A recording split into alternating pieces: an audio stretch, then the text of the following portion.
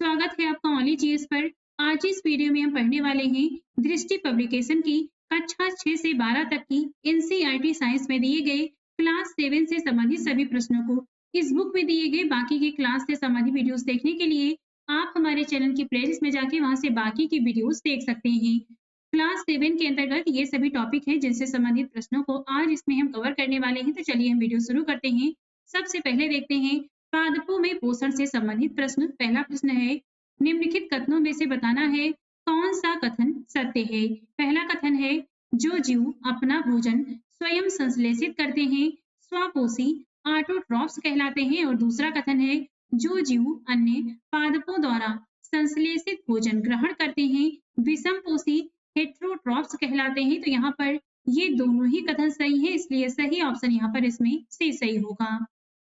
सभी सजीवों को भोजन की आवश्यकता होती है। पादप अपना भोजन स्वयं बनाते हैं, इसलिए इन्हें स्वपोषी भी कहा जाता है।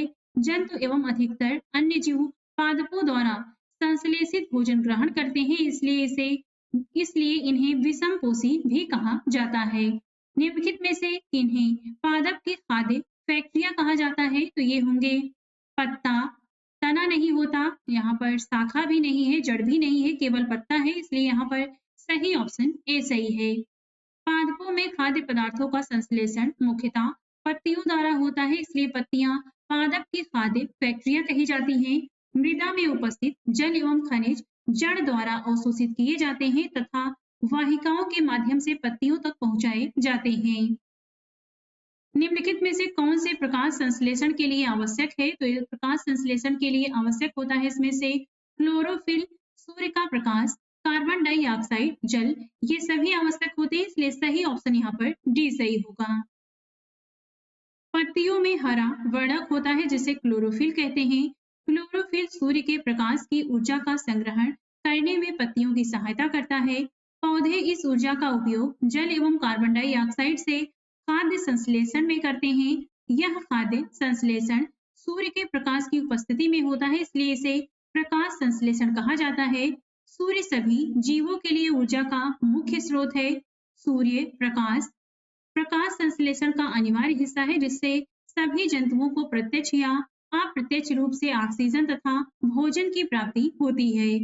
प्रकाश संश्लेषण के संदर्भ में दिए गए कथनों में से बताना है कौन सा कथन सही है।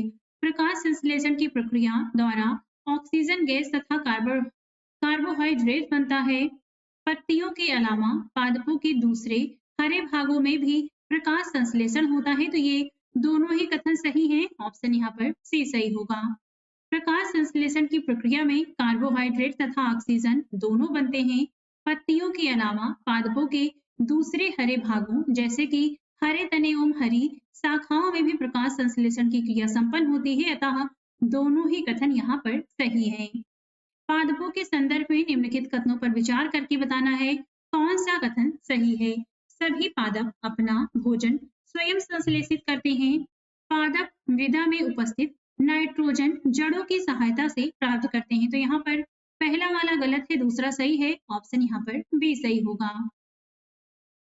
कुछ पादप ऐसे भी होते हैं जिनमें क्लोरोफिल नहीं पाया जाता, इसलिए वे अपना भोजन स्वयं संश्लेषित नहीं कर सकते। जैसे अमरबेल अपना भोजन स्वयं बनाने वाले पादप स्वपोषी कहलाते हैं, जबकि वे पादप जो अपना भोजन स्वयं नहीं बना सकते विषमपोषी कहलाते हैं। विषमपोषी पादप भोजन के लिए जिन पादपों पर निर्भर होते हैं वे पादप परपोषी होस्ट कहलाते हैं। मिट्टी में उपस्थित कुछ जीवाणु गैसीय नाइट्रोजन को विलेय पदार्थों में परिवर्तित करके मृदा में निर्मुक्त कर देते हैं, जिससे पादप जड़ों की सहायता से जल के साथ अवशोषित कर लेते हैं। नेक्स्ट है, निम्नलिखित में से कौन सा पादप कीटों को पकड़कर अपना आहार प्राप्त करता है? तो ये है घटपर्णी। ऑप्शन यहाँ पर इसमें सी सही है। कुछ ऐसे पादप भी होते हैं जो कीटों का भक्षण करते हैं, ऐसे पादप कीट भक्षी कहलाते हैं। घटपर्णी पिचर पादप वीनस फ्लाई ट्रैप तथा सन ड्यू कीट भक्षी पादप के उदाहरण हैं। निम्नलिखित कथनों पर विचार करके बताना है कौन सा कथन इसमें से सही है। पहला है, वह पोषण जिसमें कुछ जीव एक दूसरे के साथ रहते हैं तथा अपना आवास एवं भोजन एक दूसरे के साथ बांटते हैं सहजीवी संबंध कहलाता है। वह पोषण जिसमें जीव किसी मृत एवं विघटित जैविक पदार्थों से पोषण प्राप्त करते हैं मृत जीवी पोषण कहलाता है। तो ये दोनों ही कथन सही हैं। ऑप्शन यहाँ पर इसमें सी सही होगा। कुछ जीव एक दूसरे के साथ रहते हैं तथा अपना आवास एवं भोजन एक दूसरे के साथ बांटते हैं, इसे सहजीवी संबंध कहते हैं। किसी मृत एवं विघटित जैविक पदार्थ से पोषण प्राप्त करना मृत जीवी पोषण कहलाता है। कवक मृत जीवी पोषण का उदाहरण है। कवकों की पोषण प्रणाली भिन्न प्रकार की होती है। ये मृत अथवा विघटनकारी वस्तुओं की सतह पर कुछ पाचक रसों का स्राव करते हैं, जिससे ये विलयन में परिवर्तित हो जाते हैं। कवक इस विलयन का भोजन के रूप में अवशोषण करते हैं। निम्नलिखित में से कौन से सहजीवी संबंध का उदाहरण है? तो ये होगा शैवाल और कवक, शैवाल और जीवाणु, कवक और जीवाणु, पादप और जीवाणु। तो यहाँ पर जो सही ऑप्शन होगा वो होगा शैवाल और कवक होते हैं और पादप और जीवाणु होते हैं। बाकी के 2-3 गलत हैं, इसलिए यहाँ पर जो सही ऑप्शन होगा वो सी होगा। शैवाल और कवक के बीच सहजीवी संबंध होता है जिसे लाइकेन कहते हैं। शैवाल में क्लोरोफिल उपस्थित होता है जबकि कवक में क्लोरोफिल नहीं होता। कवक शैवाल को रहने का स्थान, आवास, जल एवं पोषक तत्व उपलब्ध कराता है तथा बदले में शैवाल प्रकाश संश्लेषण द्वारा संश्लेषित खाद्य कवक को देता है। पादप और राइजोबियम जीवाणु भी सहजीवी संबंध का उदाहरण है। ये जीवाणु गैसीय नाइट्रोजन को विलेय पदार्थों में परिवर्तित कर देते हैं, परंतु राइजोबियम अपना भोजन स्वयं नहीं बना सकते। ये चना, मटर, मूंग, सेम तथा अन्य फलीदार पादपों की जड़ों में रहते हैं तथा उन्हें नाइट्रोजन की आपूर्ति करते हैं। इसके बदले पादप इन जीवाणुओं को आवास एवं खाद्य प्रदान करते हैं। पादप के किस भाग द्वारा प्रकाश संश्लेषण हेतु वायु से कार्बन डाइऑक्साइड ली जाती है? रंध्रों के द्वारा। ऑप्शन बी सही है। पत्ती की सतह पर उपस्थित सूक्ष्म रंध्रों द्वारा वायु में उपस्थिति कार्बन डाइऑक्साइड प्रवेश करती है। ये रंध्र द्वार कोशिकाओं द्वारा घेरे होते हैं। प्रकाश संश्लेषण प्रक्रम द्वारा पौधे कार्बोहाइड्रेट का संश्लेषण करते हैं। यह कार्बोहाइड्रेट निम्नलिखित में से किससे मिलकर बना होता है? तो ये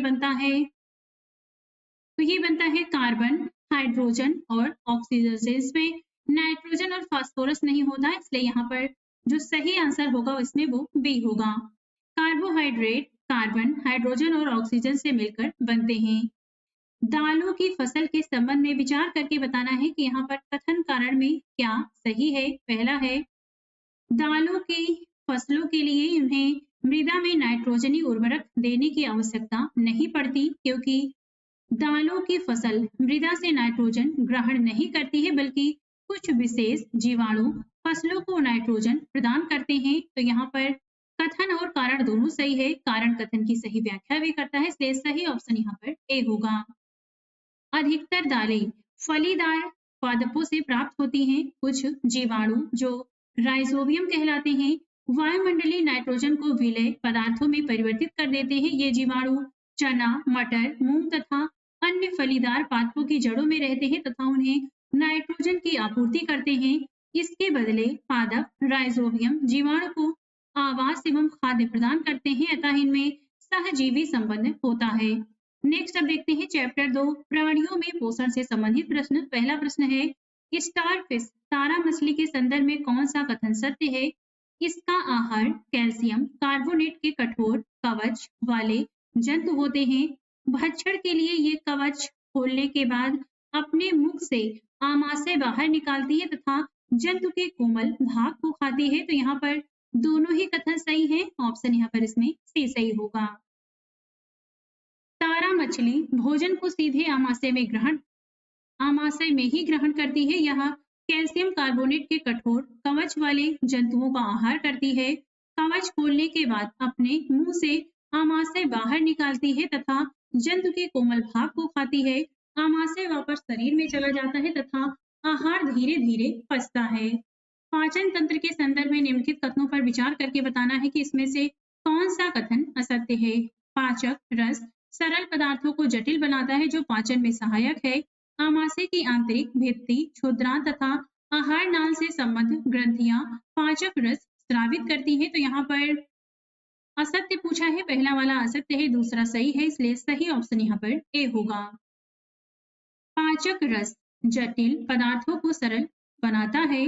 आहार नाल एवं संबद्ध ग्रंथियां मिलकर पाचन तंत्र का निर्माण करती हैं।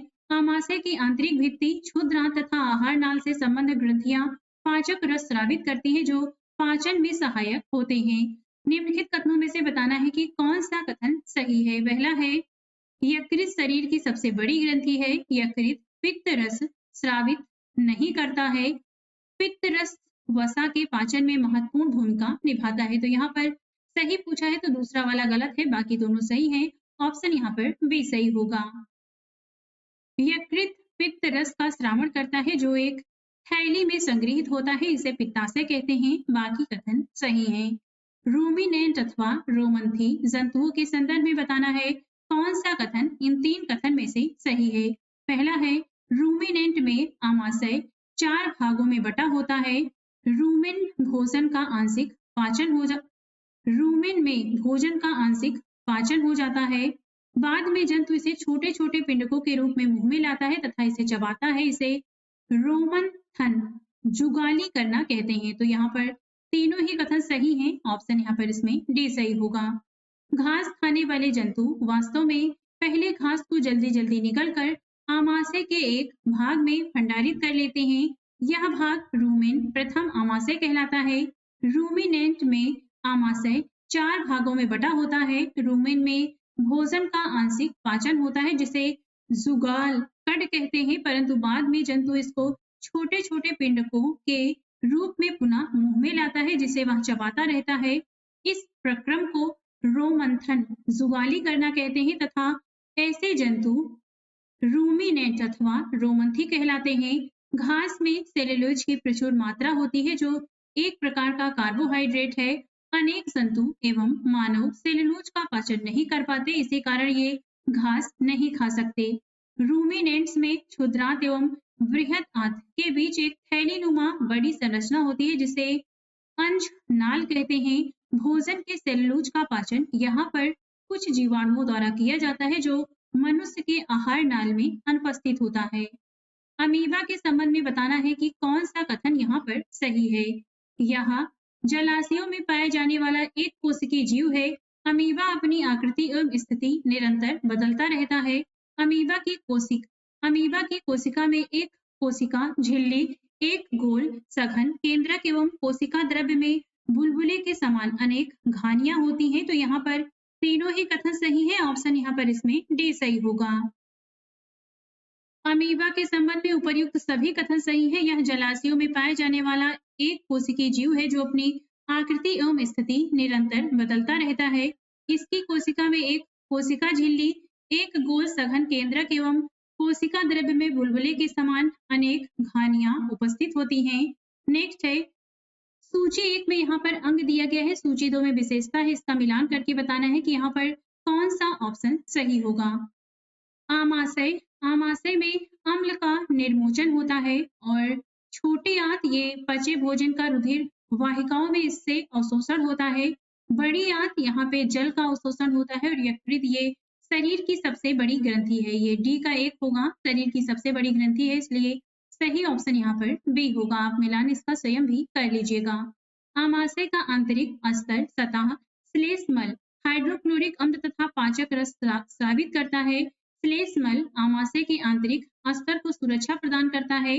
अम्ल अनेक ऐसे जीवाणुओं को नष्ट करता है जो भोजन के साथ वहां तक पहुंच जाते हैं। साथ ही यह माध्यम को अम्लीय बनाता है जिससे पाचक रसों को क्रिया करने में सहायता मिलती है।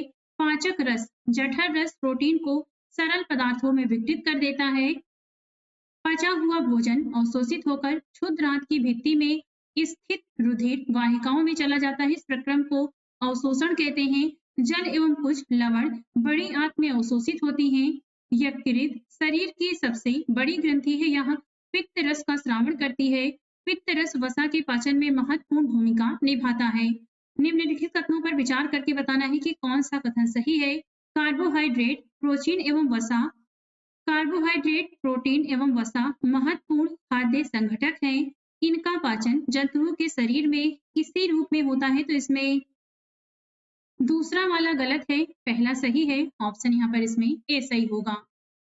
कार्बोहाइड्रेट प्रोटीन, वसा, विटामिन आदि हमारे भोजन के महत्वपूर्ण संगठक हैं, परंतु इनका पाचन हमारे शरीर में इस रूप में न होकर इनके छोटे-छोटे अवयव के रूप में होता है। जैसे कार्बोहाइड्रेट का पाचन ग्लूकोज के रूप में होता है, वसा का पाचन अम्ल या ग्लिसरॉल के रूप में होता है, प्रोटीन का पाचन अमीनो अम्ल के रूप में होता है।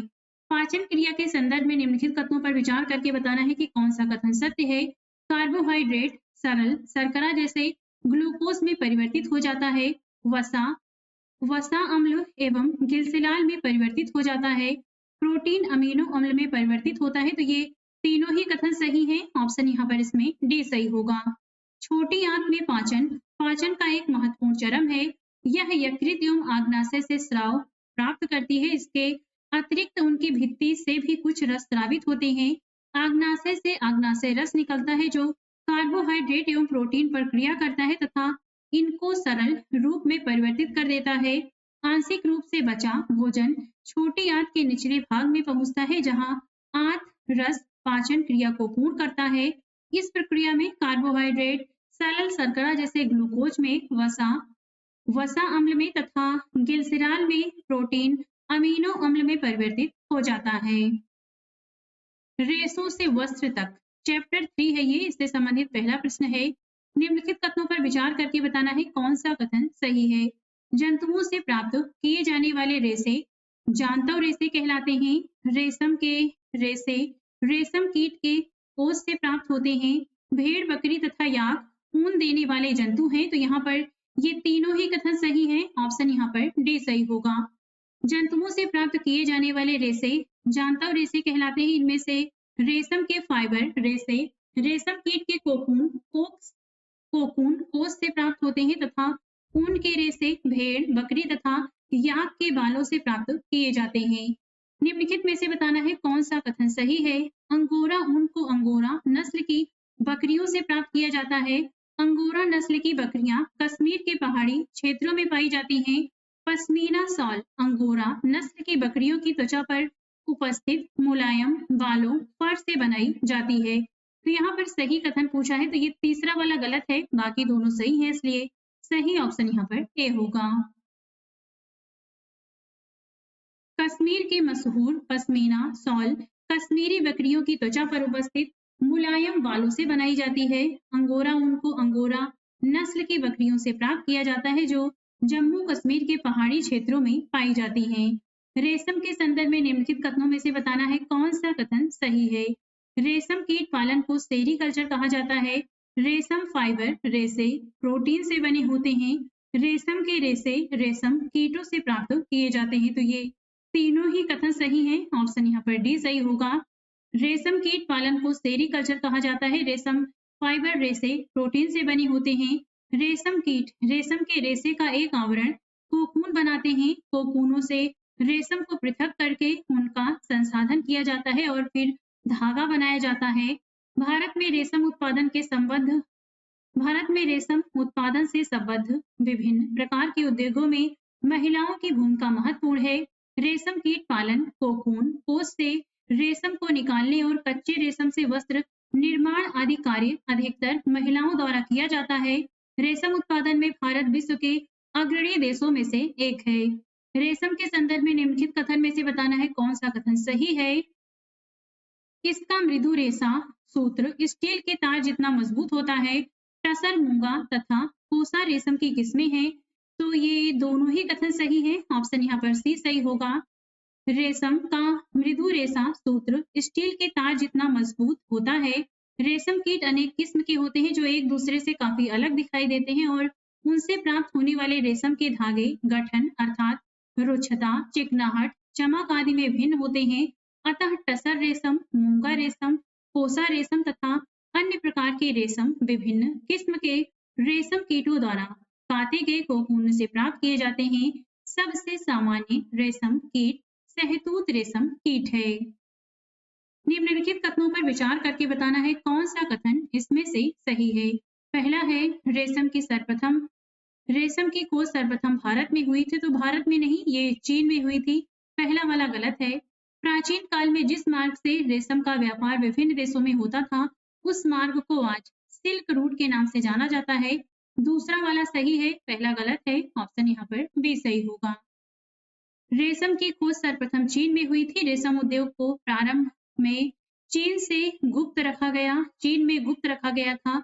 बाद में यात्रियों और व्यापारियों ने रेशम को अन्य देशों में प्रचलित किया। जिस मार्ग से उन्होंने यात्रा की थी उसे आज भी सिल्क रूट ही कहा जाता है। अब देखते हैं ऊष्मा से संबंधित प्रश्न। पहला है, निम्नलिखित में से कौन सा तापमान का मात्रक नहीं है? तो सेल्सियस होता है, केल्विन होता है, फ़ारेनहाइट, पास्कल नहीं है। यहाँ पर आंसर डी होगा। पास्कल जो है ये दाब का एसआई मात्रक है, जबकि सेल्सियस, फ़ारेनहाइट तथा केल्विन तापमान के मात्रक हैं। तापमान का एसआई मात्रक केल्विन है। निम्नलिखित कथनों में से बताना है कि इसमें से कौन सा कथन सही है। पहला है, ऊष्मा सदैव गर्म वस्तु से अपेक्षाकृत ठंडी वस्तु की ओर प्रवाहित होती है। द्रव और गैसों में ऊष्मा संवहन द्वारा स्थानांतरित होती है। वह प्रक्रम जिसमें ऊष्मा किसी वस्तु के गर्म सिरे से ठंडे सिरे की ओर स्थानांतरित होती है, चालन कहलाता है। तो ये तीनों ही कथन यहाँ पर सही हैं। आंसर यहाँ पर डी होगा। ऊष्मा सदैव गर्म वस्तु से अपेक्षाकृत ठंडी वस्तु की ओर प्रवाहित होती है।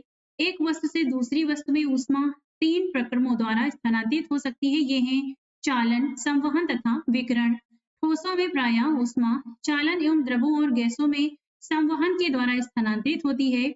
विकिरण द्वारा ऊष्मा के स्थानांतरण के लिए किसी माध्यम की आवश्यकता नहीं होती है।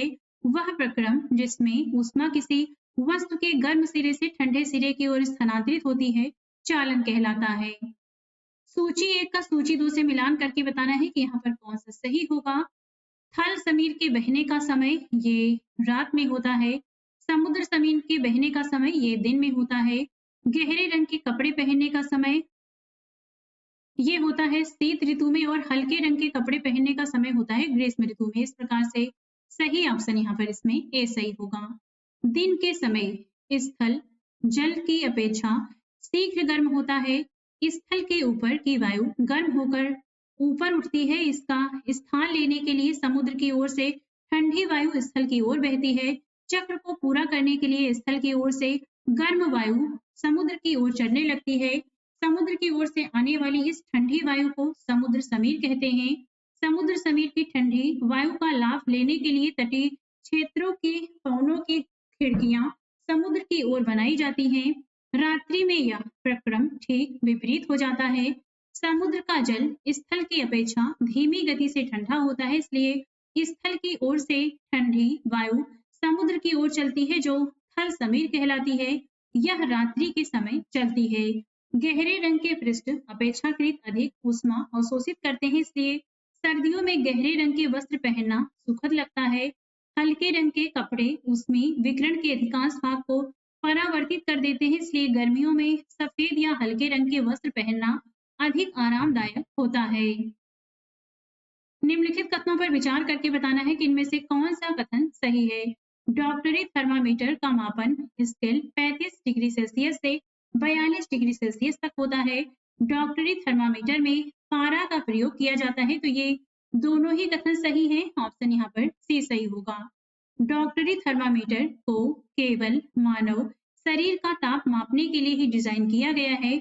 मानव शरीर का ताप सामान्यतः 35 डिग्री सेल्सियस से कम तथा 42 डिग्री सेल्सियस से अधिक नहीं होता। यही कारण है कि थर्मामीटर का परिसर 35 डिग्री सेल्सियस से 42 डिग्री सेल्सियस तक होता है। थर्मामीटर में पारे का प्रयोग होता है। पारा एक विषाक्त पदार्थ है, और यदि ताप मापी टूट जाए तो इसका निपटान अत्यंत कठिन है। आजकल अंकीय तापमापी डिजिटल थर्मामीटर उपलब्ध है, जिसमें पारे का प्रयोग नहीं होता है। निम्नलिखित कथनों में से विचार करके बताना है कि इनमें से कौन सा कथन सत्य है। गहरे रंग की वस्तुएं हल्के रंग की वस्तुओं की अपेक्षा उसमें विकिरणों को कम अवशोषित करती हैं।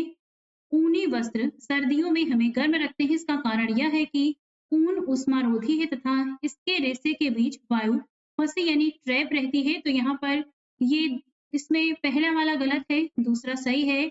ऑप्शन यहाँ पर बी होगा। गहरे रंग की वस्तुएं हल्के रंग की वस्तुओं की अपेक्षा उसमें विकिरण को ज्यादा अवशोषित करती हैं, इसलिए कथन एक गलत है।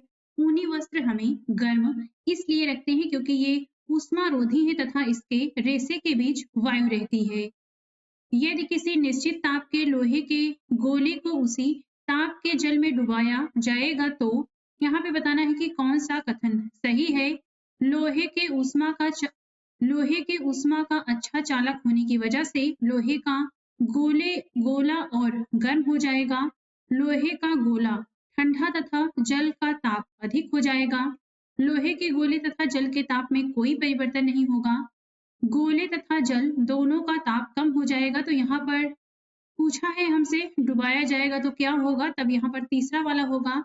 लोहे के गोले तथा जल के ताप में कोई परिवर्तन नहीं होगा। आंसर यहाँ पर सी सही होगा। ऊष्मा सदैव गर्म वस्तु से ठंडी वस्तु की ओर प्रवाहित होती है। चूंकि लोहे का गोला एवं जल समान ताप पर है, अतः ऊष्मा का प्रवाह किसी भी दिशा अर्थात न तो गोले से जल की ओर और न ही जल से गोले की ओर होगा। इस प्रकार किसी के ताप में कोई परिवर्तन नहीं होगा। स्टेनलेस इस्पात की कढ़ाई में प्रायः कॉपर तांबे की तली लगाई जाती है। इसका कारण हो सकता है स्टेनलेस इस्पात की अपेक्षा तांबा ऊष्मा का अच्छा चालक है। स्टेनलेस इस्पात की अपेक्षा तांबा ऊष्मा का अच्छा चालक है, जिसके कारण ऊष्मा बर्तन की तली में बेहतर तरीके से फैलती है तथा भोजन अच्छी तरह से पकता है। इसलिए कथन डी सही है। अब देखते हैं अम्ल, क्षारक और लवण से संबंधित प्रश्न। पहला यहाँ पर सूची 1 में अम्ल का नाम दिया गया है, सूची 2 में पदार्थ का नाम जिसमें ये पाया जाता है। तो इसे मिलान करके बताना है कि यहाँ पर कौन सा ऑप्शन सही होगा। फॉर्मिक अम्ल ये पाया जाता है चींटी के डंक में, कैल्शियम हाइड्रोक्साइड चूने के पानी में, टार्टरिक अम्ल साबुन में और सोडियम हाइड्रोक्साइड इमली और अंगूर। सॉरी, यहाँ पर ये 1 मिनट मैंने गलत बोल दिया है, तो मैं इसे एक बार करेक्ट कर दे रही हूँ। फॉर्मिक अम्ल पाया जाता है चींटी के डंक में, कैल्शियम हाइड्रोक्साइड चूने के पानी में। टार्टरिक अम्ल ये पाया जाता है ये इमली और अंगूर में पाया जाता है, और ये जो सोडियम हाइड्रोक्साइड है ये साबुन से संबंधित है। तो इस प्रकार से यहाँ पर जो सही ऑप्शन होगा वो ए होगा। कुछ प्रमुख अम्ल एवं संबंधित पदार्थों के नाम देख लेते हैं। तो अम्ल का नाम पदार्थ का नाम जिसमें पाया जाता है। एसिटिक अम्ल ये सिरके में पाया जाता है। फॉर्मिक अम्ल चींटी के डंक में पाया जाता है। साइट्रिक अम्ल नींबू कुल के सिट्रक फल जैसे संतरा, नींबू आदि में पाया जाता है। लैक्टिक अम्ल ये दही में पाया जाता है। ऑक्सेलिक अम्ल ये पालक में होता है। स्कॉर्बिक अम्ल विटामिन सी, आंवला, सिट्रस फल में पाया जाता है। टार्टरिक अम्ल इमली, अंगूर, कच्चे आम आदि में पाया जाता है। उपर्युक्त सभी अम्ल प्राकृतिक अम्ल के उदाहरण हैं। नेक्स्ट है क्षारक का नाम पदार्थ का नाम। क्षारक का नाम पदार्थ का नाम जिसमें ये पाया जाता है। तो सोडियम बाइकार्बोनेट ये खाने के सोडे में पाया जाता है। कैल्शियम हाइड्रोक्साइड चूने के पानी में। अमोनियम हाइड्रोक्साइड खिड़की के कांच आदि साफ करने के लिए उपयोग में लिया जाने वाला मार्जक होता है। सोडियम हाइड्रोक्साइड पोटेशियम हाइड्रोक्साइड साबुन में पाया जाता है। मैग्नीशियम हाइड्रोक्साइड दूध या मैग्नीशियम मिल्क ऑफ मैग्नीशिया में पाया जाता है। नेक्स्ट है निम्नलिखित कथनों पर विचार करके बताना है कि इनमें से कौन सा कथन सही है। उदासीन विलयन लाल अथवा नीले लिटमस पेपर का रंग परिवर्तित नहीं करता है। हल्दी, लिटमस, गुड़हल की पंखुड़ियां आदि प्राकृतिक रूप से पाए जाने वाले सूचक हैं। जब वर्षा जल में अम्ल की मात्रा अधिक होती है तो वह अम्ल वर्षा कहलाती है। तो यहाँ पर ये तीनों ही कथन सही हैं। ऑप्शन यहाँ पर इसमें डी होगा। ऐसे पदार्थ जो ना तो अम्लीय होते हैं और ना ही क्षारकीय उदासीन विलयन कहलाते हैं। ये लाल अथवा नीले लिटमस पेपर सूचक का रंग परिवर्तित नहीं करते हैं। कोई पदार्थ अम्लीय है अथवा क्षारीय, इसका परीक्षण करने के लिए विशेष प्रकार के पदार्थों का उपयोग किया जाता है। ये पदार्थ सूचक कहलाते हैं। हल्दी, लिटमस, गुड़हल की पंखुड़ियां इत्यादि प्राकृतिक रूप से पाए जाने वाले सूचक हैं। जब वर्षा जल में अम्ल की मात्रा अधिक होती है तो उसे अम्ल वर्षा कहते हैं। वर्षा जल के अम्लीय होने का कारण प्रदूषक के रूप में निर्मुक्त कार्बन डाइऑक्साइड, सल्फर डाइऑक्साइड और नाइट्रोजन ऑक्साइड जैसी गैसें होती हैं, जो वर्षा जल में घुलकर क्रमशः कार्बनिक अम्ल, सल्फ्यूरिक अम्ल और नाइट्रिक अम्ल बनाती हैं। रासायनिक उर्वरकों के अत्यधिक प्रयोग से मृदा पर पड़ने वाले प्रभावों और उसके उपचार के संदर्भ में निम्नलिखित कथनों में से बताना है कौन सा सही है। रासायनिक उर्वरकों का अधिक प्रयोग मृदा को अम्लीय बना देता है। अत्यधिक अम्लीय मृदा को उदासीन करने के लिए उसमें जैव पदार्थ मिलाए जाते हैं। तो यहाँ पर पहला वाला सही है, दूसरा गलत है। ऑप्शन यहाँ पर ए होगा। रासायनिक उर्वरकों का अत्यधिक उपयोग मृदा को अम्लीय बना देता है। यदि मृदा अत्यधिक अम्लीय अथवा क्षारीय हो तो पादपों की वृद्धि के लिए अच्छी नहीं होती। अत्यधिक अम्लीय मृदा के उपचार के लिए बना अत्यधिक अम्लीय मृदा के उपचार के लिए बिना बुझा हुआ चूना कैल्शियम ऑक्साइड अथवा बुझा हुआ चूना कैल्शियम हाइड्रोक्साइड उपयोग में लाया जाता है, जबकि जैव पदार्थों का उपयोग मृदा की क्षारीयता को कम करने के लिए किया जाता है। जैव पदार्थ मृदा में अम्ल निर्मुक्त करते हैं जो उसकी क्षारीय प्रकृति को उदासीन कर देता है। दैनिक जीवन में उदासीनीकरण के उदाहरणों के संदर्भ में निम्नलिखित कथनों पर विचार करके बताना है कौन सा कथन यहाँ पर सही है। कारखानों के अपशिष्ट कचरे में अम्लीय पदार्थ मिश्रित होते हैं। इनको जलाशयों में विसर्जित करने से पहले क्षारीय पदार्थ मिलाकर उदासीन किया जाता है। आमाशय में अम्ल की मात्रा बढ़ने पर मैग्नीशियम हाइड्रोक्साइड इसे उदासीन करने में सहायक होता है। चींटी के डंक के प्रभाव को नमी युक्त खाने का सोडा सोडियम हाइड्रोजन कार्बोनेट अथवा कैलामाइन विलयन की सहायता से उदासीन किया जा सकता है। तो यहाँ पर सही कथन पूछा है, तो ये तीनों ही कथन सही हैं। ऑप्शन यहाँ पर इसमें डी होगा। कारखाने के कचरे में अम्लीय पदार्थ मिश्रित होते हैं। ऐसे पदार्थ को सीधे ही जलाशयों में विसर्जित किया जाए तो मछली व अन्य जलीय जीवों को अम्ल नष्ट कर सकते हैं, अतः क्षार मिलाकर इनको उदासीन किया जाता है। आमाशय में हाइड्रोक्लोरिक अम्ल पाया जाता है जो भोजन के पाचन में सहायक होता है, परंतु इसकी अधिकता से अपाचन हो जाता है। इस स्थिति से मुक्ति पाने के लिए मैग्नीशियम जैसा कोई प्रति अम्ल लेते हैं जिसमें मैग्नीशियम हाइड्रोक्साइड होता है जो अत्यधिक अम्ल के प्रभाव को उदासीन कर देता है। चींटी के डंक के प्रभाव को नमीयुक्त खाने का सोडा सोडियम हाइड्रोजन कार्बोनेट अथवा कैलामाइन विलयन की सहायता से उदासीन किया जा सकता है जिसमें जिंक कार्बोनेट होता है। निम्नलिखित कथनों पर विचार करके बताना है कौन सा कथन सही है। हमारे दंत क्षय हेतु अम्ल जिम्मेदार होते हैं। दांतों के मध्य फंसे खाद्य पदार्थ अम्ल निर्मोचित करने में सहायक होते हैं। तो ये दोनों ही कथन सही हैं। ऑप्शन यहाँ पर सी सही होगा। सामान्यतः हमारे मुख में जीवाणु पाए जाते हैं, परंतु उनमें हमें कोई हानि नहीं होती। उनसे हमें कोई हानि नहीं होती। फिर भी खाने के पश्चात यदि हम दांत एवं मुंह साफ न करें तो मुख में अनेक हानिकारक जीवाणु वास करके वृद्धि करने लगते हैं। ये जीवाणु दांतों के बीच फंसे भोजन की शर्करा का विघटन कर अम्ल निर्मोचित करते हैं। यह अम्ल धीरे धीरे दांतों को क्षति पहुंचाते हैं। चॉकलेट ठंडे पेय तथा चीनी युक्त मिठाइयां व अन्य पदार्थ भी दंत क्षय हेतु उत्तरदायी होते हैं। दांतों की अम्लता को दूर करने हेतु टूथपेस्ट में नमक क्षार का प्रयोग किया जाता है। भौतिक एवं रासायनिक परिवर्तन से संबंधित पहला प्रश्न है। भौतिक और रासायनिक परिवर्तनों के संदर्भ में निम्नलिखित कथनों में से बताना है कौन सा कथन इसमें से सही है। सभी भौतिक परिवर्तन अनुत्क्रमणीय जबकि रासायनिक परिवर्तन उत्क्रमणीय होते हैं। रासायनिक परिवर्तन में एक या एक से अधिक नए पदार्थ बनते हैं। तो यहाँ पर पहला वाला गलत है, दूसरा सही है। ऑप्शन यहाँ पर इसमें बी सही होगा। ऐसा परिवर्तन जिनका विपरीत दिशा में परिवर्तन संभव हो वह उत्क्रमणीय परिवर्तन कहलाता है। भौतिक परिवर्तन सामान्यतः उत्क्रमणीय होता है। भौतिक परिवर्तन में कोई नया पदार्थ नहीं बनता, बस उसकी अवस्था बदल जाती है, अर्थात इसको पूर्व अवस्था में लाया जा सकता है। जैसे पानी का बर्फ बनना, बर्फ गर्म करने पर पुनः पानी में बदल जाता है। रासायनिक परिवर्तन अनुत्क्रमणीय होता है, इसका विपरीत दिशा में परिवर्तन संभव नहीं है। सभी नए पदार्थ रासायनिक परिवर्तन के परिणाम स्वरूप ही बनते हैं। रासायनिक परिवर्तन में एक या एक से अधिक नए पदार्थ बनते हैं। इस दौरान ध्वनि का उत्पन्न होना, ऊष्मा, प्रकाश अथवा किसी अन्य प्रकार के विकिरण का निर्मुक्त अथवा अवशोषित होना, किसी गंध का बनना या उसमें परिवर्तन होना भी हो सकता है। निम्नलिखित में से कौन सा भौतिक परिवर्तन का उदाहरण है। तो कागज को फाड़ना ये पहला वाला होगा। रंग में परिवर्तन होना, हाइड्रोजन और ऑक्सीजन का मिलकर जल बनना, कागज का जलना। तो इसमें केवल पहला वाला है कागज को फाड़ना। ऑप्शन यहाँ पर ए सही होगा। निश्चित रूप से कागज को फाड़कर पुनः उसको जोड़ा नहीं जा सकता, लेकिन इसके टुकड़ों के गुणों में कोई परिवर्तन नहीं हुआ है, अतः यह भौतिक परिवर्तन का उदाहरण है। अन्य सभी रासायनिक परिवर्तन के उदाहरण हैं। निम्नलिखित कथनों पर विचार करके बताना है कौन सा सही है। ओजोन के विघटन एक रासायनिक परिवर्तन है। ओजोन पराबैंगनी विकिरण को अवशोषित कर लेती है, तो ये दोनों ही कथन सही हैं। ऑप्शन यहाँ पर सी सही होगा। हमारे वायुमंडल में ओजोन की एक परत पाई जाती है। यह हमें सूर्य के प्रकाश में उपस्थित हानिकारक पराबैंगनी विकिरण से बचाती है। ओजोन पराबैंगनी विकिरण को अवशोषित कर लेती है और ऑक्सीजन में परिणित हो जाती है।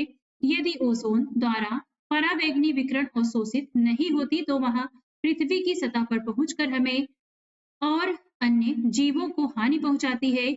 ओजोन का उपयोग जल को रोगाणु रहित करने में भी होता है। ओजोन का उपयोग जल को रोगाणु रहित करने भी होता है। नेक्स्ट है, निम्नलिखित कथनों पर विचार करके बताना है कि इनमें से कौन सा कथन सही है। लोहे में जंग लगना एक रासायनिक परिवर्तन है। लवण जल जंग लगने की दर को बढ़ा देता है, तो ये दोनों ही कथन सही हैं। ऑप्शन यहाँ पर सी सही होगा। लोहे में जंग लगना एक रासायनिक परिवर्तन है। लवण जल की उपस्थिति इस प्रक्रिया को तीव्र करती है। लोहे को जंग से बचाने हेतु जस्ता जिंक की परत चढ़ाई जाती है। इस प्रकार इस प्रक्रम को यसद लेपन गैल्वेनाइजेशन कहते हैं। स्टेनलेस स्टील लोहे में कार्बन और क्रोमियम, निकेल तथा मैग्नीज जैसी धातुओं को मिलाकर बनाया जाता है। इसमें जंग नहीं लगती है। रसोई गैस के सिलेंडर में गैस द्रव के रूप में रहती है। सिलेंडर से बाहर आते ही यह गैस में परिवर्तित हो जाती है। परिवर्तन ए। फिर भी यह फिर भी यही गैस बर्नर पर जलती है। परिवर्तन बी। निम्नलिखित कथन इन परिवर्तनों से संबंधित है, तो सही कथन का चयन करके बताना है। यहाँ पर जो प्रक्रम बी दिया गया है, ये एक रासायनिक परिवर्तन है, तो यहाँ पर आप इसे देख सकते हैं। ऑप्शन यहाँ पर बी सही होगा। सिलेंडर में द्रव के रूप में मौजूद गैस के बाहर आते ही गैस में परिवर्तित होना भौतिक परिवर्तन है, क्योंकि इस प्रक्रिया में गैस की रासायनिक संरचना में कोई परिवर्तन नहीं होता, जबकि गैस जलने के दौरान इससे ऊष्मा, प्रकाश तथा अन्य उप उत्पाद बनते हैं, अतः यह एक रासायनिक परिवर्तन है। मौसम, जलवायु तथा जलवायु के अनुरूप जंतुओं द्वारा अनुकूलन, ये चैप्टर है। इससे संबंधित पहला प्रश्न है, मौसम और जलवायु के संदर्भ में निम्नलिखित कथनों पर विचार करके बताना है कि इसमें से कौन सा कथन यहाँ पर सही होगा। पहला है, किसी स्थान पर तापमान, आर्द्रता, वर्षा, वायु वेग आदि के संदर्भ में वायुमंडल की प्रतिदिन की परिस्थिति उस स्थान का मौसम कहलाती है। किसी स्थान के मौसम की लंबी अवधि में एकत्रित आंकड़ों के आधार पर बना मौसम का पैटर्न उस स्थान की जलवायु कहलाता है। उपर्युक्त कथनों में से कौन सा सही है, तो ये दोनों ही कथन सही हैं। ऑप्शन यहाँ पर इसमें सी सही होगा। किसी स्थान का मौसम दिन प्रतिदिन और सप्ताह दर सप्ताह परिवर्तित होता रहता है। तापमान, आर्द्रता, वर्षा मौसम के घटक हैं, जबकि किसी स्थान के मौसम की लंबी अवधि में एकत्रित आंकड़ों के आधार पर बना मौसम का पैटर्न उस स्थान की जलवायु कहलाता है। यदि किसी स्थान का तापमान अधिकांश समय उच्च रहता है, तो यह कहा जा सकता है कि उस स्थान की जलवायु गर्म है। भारत में मौसम की रिपोर्ट भारत मौसम विज्ञान विभाग द्वारा तैयार की जाती है। ध्रुवीय क्षेत्रों के संदर्भ में निम्नलिखित कथनों पर विचार करके बताना है कि कौन सा सही है। यहाँ 6 महीने के दिन और 6 महीने की रात होती है। ये क्षेत्र सदैव बर्फ से ढके रहते हैं तथा सर्दियों में तापमान -37 डिग्री सेल्सियस तक हो जाता है। यहाँ ध्रुवीय भालू, पेंगुइन और रेंडियर पाए जाते हैं। अनेक प्रकार के पक्षी सर्दियों के आते ही यहाँ से अपेक्षाकृत गर्म स्थानों पर प्रवास के लिए चले जाते हैं। तो ये ध्रुवीय क्षेत्रों के बारे में ये चारों ही कथन सही हैं, इसलिए सही ऑप्शन यहाँ पर डी होगा। ध्रुवीय क्षेत्रों में वर्ष के 6 माह सूर्यास्त नहीं होता और शेष 6 माह सूर्योदय नहीं होता। इन क्षेत्रों में चरम जलवायु पाई जाती है, अतः ये क्षेत्र सदैव बर्फ से ढके रहते हैं तथा सर्दियों में तापमान -37 डिग्री सेल्सियस तक हो जाता है। यहाँ वर्ष के अधिकांश समय में अत्यधिक सर्दी पड़ती है। ध्रुवीय क्षेत्रों में ध्रुवीय भालू, पेंगुइन, रेंडियर, कस्तूरी मृग, लोमड़ी, सील, व्हेल तथा अन्य कई प्रकार के पक्षी पाए जाते हैं। ये इन क्षेत्रों में रहने के लिए अनुकूलित होते हैं। ध्रुवीय भालू का शरीर इतनी अच्छी तरह से शीतरोधी होता है कि वे धीमे धीमे चलते हैं ताकि उनके शरीर का ताप आवश्यकता से अधिक ना हो जाए। जहां मछलियां लंबे समय तक ठंडे जल में रह सकती हैं, वहीं पक्षियों को जीवित रहने के लिए अपने शरीर को गर्म रखना आवश्यक है। इसलिए अनेक प्रकार के पक्षी सर्दियों के आते ही प्रवास के लिए चले जाते हैं। भारत ऐसे अनेक पक्षियों का प्रवास स्थान है। साइबेरिया से आने वाले साइबेरियन क्रेनों के लिए राजस्थान का भरतपुर और हरियाणा में सुल्तानपुर महत्वपूर्ण क्षेत्र हैं। उष्णकटिबंधीय क्षेत्र के संदर्भ में निम्नलिखित कथनों पर विचार करके बताना है कौन सा यहाँ पर सही होगा। इन क्षेत्रों यानी उष्णकटिबंधीय क्षेत्र की जलवायु सामान्यतः गर्म होती है। इस क्षेत्र में प्रचुर मात्रा में वर्षा होती है। उष्णकटिबंधीय वर्षा वन भारत में पश्चिमी घाट और असम में पाए जाते हैं।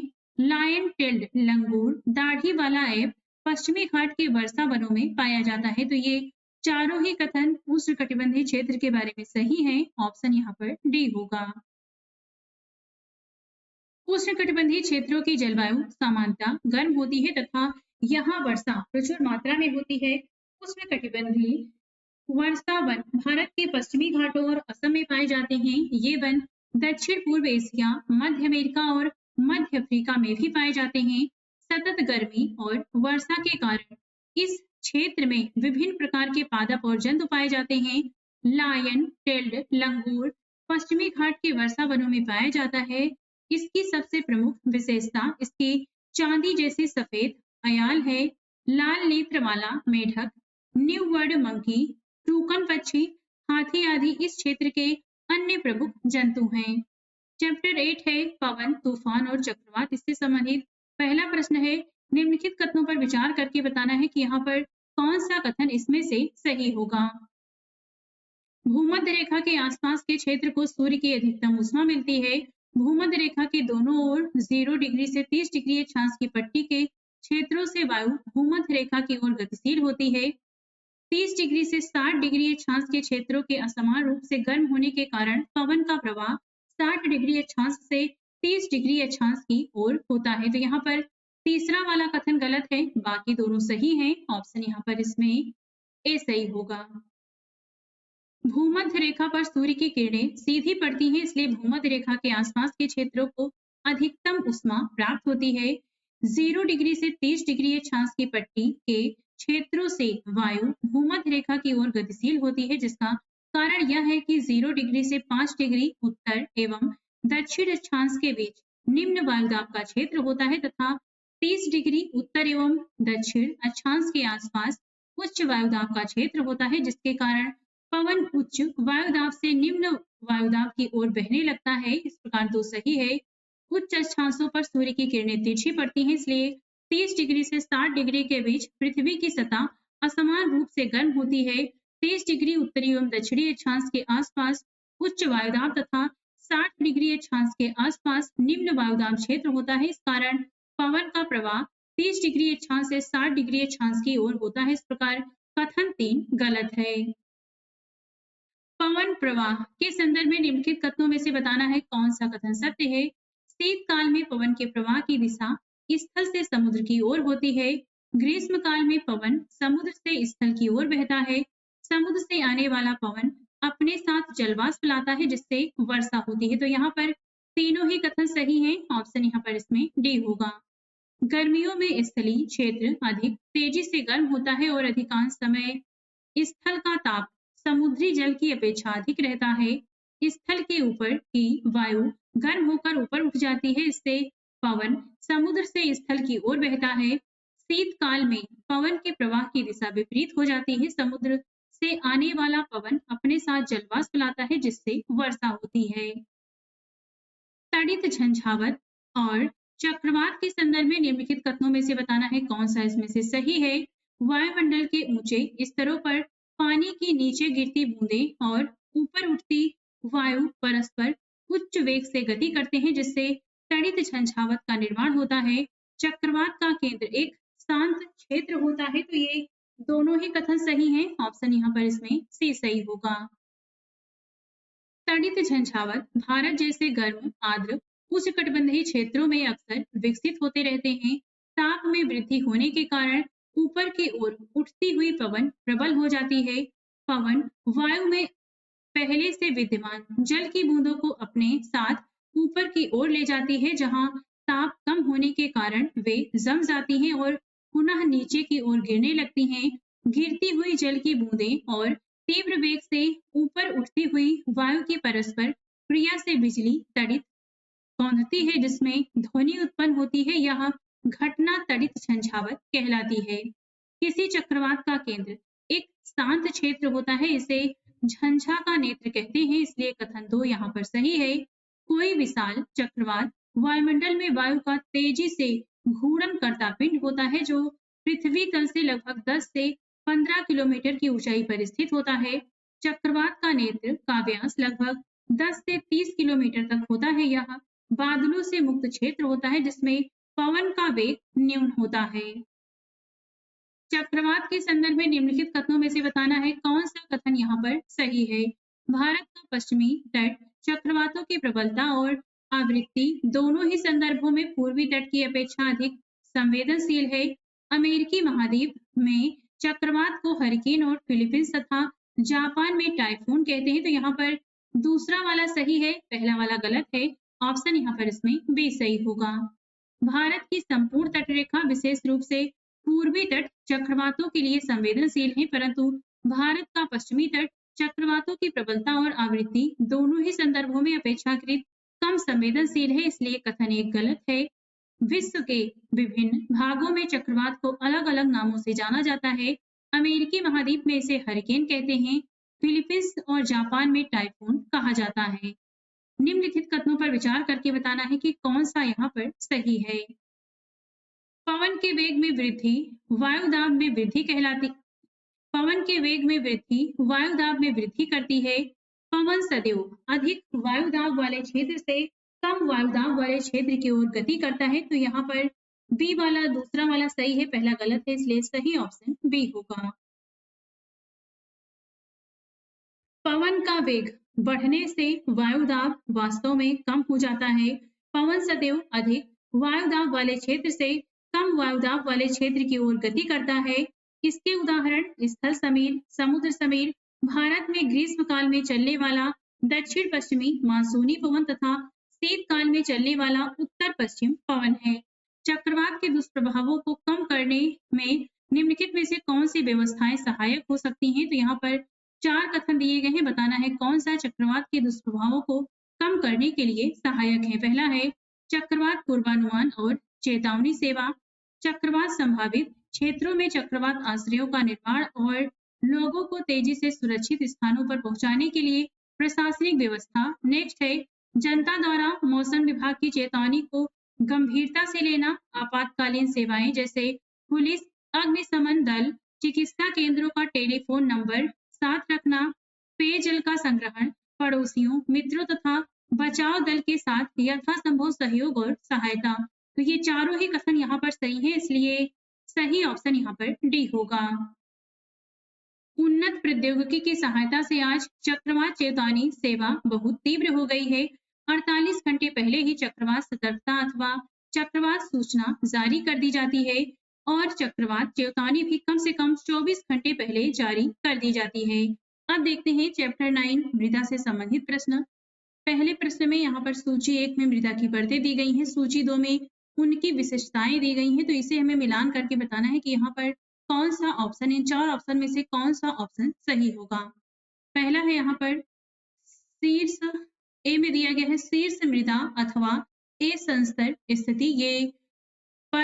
यह परत मृदु, सरंध्र और अधिक जल को धारण करने वाली होती है। नेक्स्ट है मध्य परत अथवा बी संस्तर स्थिति। ये इस परत में शीर्ष मृदा में ह्यूमस कम परंतु खनिज अधिक होते हैं। तीसरी परत अथवा सी संस्तर स्थिति, इसमें ये दरारों और विदरों युक्त सैलों के छोटे ढेलों से बनी होती है। और चौथा है यहाँ पर डी आधार सैल, यहाँ कठोर होती है और इसे फावड़े से खोदना कठिन होता है। इस प्रकार से यहाँ पे जो सही ऑप्शन होगा वो बी होगा। आप इसे मिलान स्वयं भी कर लीजिएगा। पवन, जल और जलवायु की क्रिया से सैलों के टूटने से मृदा का निर्माण होता है। ये प्रक्रम अपक्षय कहलाता है। मृदा में विभिन्न परतें होती हैं। प्रत्येक परत स्पर्श, रंग, गहराई और रासायनिक संगठन में भिन्न होती हैं।